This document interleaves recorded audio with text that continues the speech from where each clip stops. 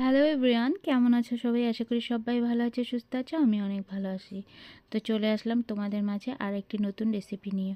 তো আজ বানাবো কাতলা মাছের তেল চচ্চড়ি, বেগুন দিয়ে, বেগুন টমেটো দিয়ে, ধনেপাতা দিয়ে। তো চলো আজকে আমি কিভাবে বানাচ্ছি সেটা তোমাদের সাথে একটু শেয়ার করব।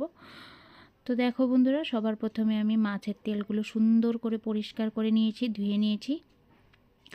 এখানে বেগুন টমেটো কেটে নিয়েছি, পেঁয়াজ কুচি নিয়েছি, কাঁচা লঙ্কা কুচি আর নিয়েছি ধনেপাতা। তো চলো বন্ধুরা, শুরু করা যাক। আজকে আমি মাছের তেল চচ্চড়িটা কীভাবে বানাচ্ছি সেটা তোমাদের সাথে একটু শেয়ার করে দিই।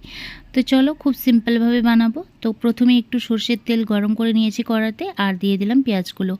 পেঁয়াজের সাথেই কিন্তু আমি মাছের তেলটাও অ্যাড করে দিলাম। তো চলো, মাছের তেলটা দিয়ে, তেলটা যখন একদম গলে তেল তেল হয়ে যাবে তখন কিন্তু এর মধ্যে আমি বেগুনটা দেব। তো পেঁয়াজটা মোটামুটি লাল লাল করে ভাজা যখন হবে তখনই কিন্তু বেগুনটা দেব। আর এখন দেখো আমি আমি দিলাম হলো হলুদ আর নুন। তো নুন হলুদটা তোমরা পরিমাণ মতো দিয়ে নিও, আর সঙ্গেই দিয়ে দিলাম কাঁচা লঙ্কা কেটে রাখা। তো কাঁচা লঙ্কাগুলো মানে ফেলে রেখেছিলাম সেটাই দিলাম।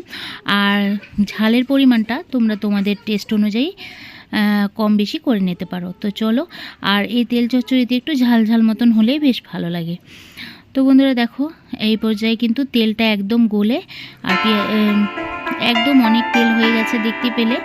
আর দেখি পেঁয়াজটাও গলে লাল, পুরো একদম লাল লাল কালার হয়ে গেছে। তো এই পর্যায়ে আমি এর মধ্যে অ্যাড করে দিলাম টমেটো আর বেগুনটা। তো দেখো তো বন্ধুরা, বেগুন টমেটোটা দিয়ে বেশ কিছুক্ষণ নাড়িয়ে চাড়িয়ে এটাকে আমি কিছুক্ষণের জন্য ঢাকা দিয়ে দেব। তো চলো ফিরে আসছি কিছুক্ষণ পরে। আর এদিকে দেখো, আমার তেল চচ্চড়ির রান্না কিন্তু একদম কমপ্লিট। খুব কম সময়ে কিন্তু এই রেসিপিটি একদম তৈরি হয়ে যায়। তো এখন আমি একটু ধনেপাতা দিয়ে এটাকে নামিয়ে নিব। তো চলো, এটা কিন্তু রান্না আজকের মতো কমপ্লিট। তো চলো বন্ধুরা, আজকের মতো আমার ভিডিওটা এই পর্যন্তই। আশা করি তোমাদের ভালো লাগবে। যদি ভালো লেগে থাকে অবশ্যই চ্যানেলটি পাশে থেকো, চ্যানেলটি সাবস্ক্রাইব করে নোটিফিকেশান বেলটি কিন্তু অল করে রেখো, যাতে আমি ভিডিও আপলোড করার মতো তোমাদের কাছে খুব তাড়াতাড়ি নোটিফিকেশানটা পৌঁছে যায়। আজকের মতো আসছি, আগামীকাল চলে আসবো আরও একটি নতুন ভিডিও নিয়ে। ততক্ষণ পর্যন্ত তোমরা সুস্থ থেকো, ভালো থেকো, আর কমেন্ট করতে অবশ্যই ভুলো না। আর